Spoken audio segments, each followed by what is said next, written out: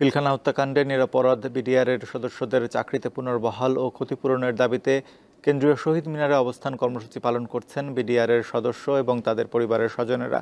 বিষয় জানাতে কেন্দ্রীয় শহীদ মিনার থেকে যুক্ত হচ্ছেন সহকর্মী লাবণী গুহ। লাবণী, কর্মসূচি থেকে বক্তারা কি বলছেন? পিলখানা ট্র্যাজেডি নিয়ে তাদের মতামত কি?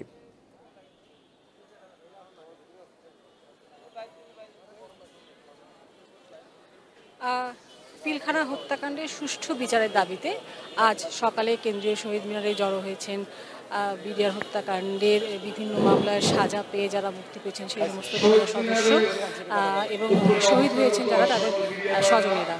তাদের অন্যতম দাবি হচ্ছে যে তাদের ক্ষতিপূরণ দিতে হবে, চাকরিতে পুনর্বহাল করতে হবে এবং যে 57 জন সেনা কর্মকর্তা সহ 10 জন বিডিআর সদস্য সহ 74 জন নিহত হয়েছেন সেই হত্যাকাণ্ডের সুষ্ঠু বিচার দাবি করেছেন তারা।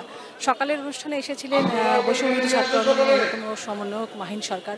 তিনি বলে গেছেন যে আজ সারাদিন অবস্থান কর্মসূচি তারা পালন করবেন এবং কাল দুপুর 12টার মধ্যে যদি কোনো সুরাহা না হয়, সরকারের পক্ষ থেকে কোনো যদি আশ্বাসের বাণী শোনা না যায়, তবে তারা কঠোর আন্দোলনের জন্য। আমরা এই প্রসঙ্গে একটু কথা বলবো যারা এই আন্দোলনের সাথে এখন যুক্ত তাদের সাথে। আপনাদের সাথে কথা বলছি আমি একজনের সাথে। আপনি তো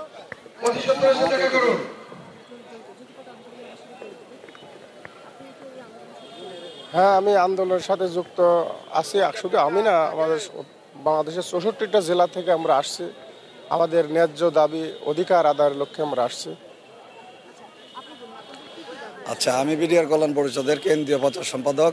আমি বিশদভাবে আর আলোচনা করব না।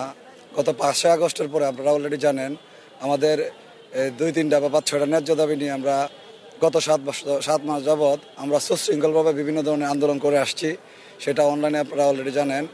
এরপরে আমরা বিজিবি প্রধান, সেনাবাহিনী প্রধান, স্বরাষ্ট্র এবং আইন উপদেষ্টা বরাবর আমরা স্মারকলিপি প্রদান করি।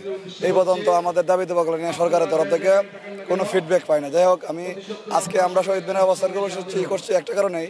আপনারা অলরেডি জানেন 2009 সালে ঘটে যাওয়া অনাকাঙ্ক্ষিত ঘটনা, সাথে শেখ হাসিনা সরকার ঘটনা করছে 2009 সালে, অথচ ঘটনা ঘটে যাওয়ার পরে 2010 সালে সংসদে একটা কালো আইন তৈরি করে 18টা স্পেশাল কোর্টের মাধ্যমে সারা বাংলাদেশ থেকে ঢাকার বাইরে 48টা এবং ঢাকার ভিতরে 6টা টোটাল 54 স্থাপনা বিদ্রোহের খেতাব দিয়ে বিভিন্নভাবে জেল জরিমানা এবং চাকরিচ্যুত করেছে। জি, আমার জেল হয়েছিল 6 মাস।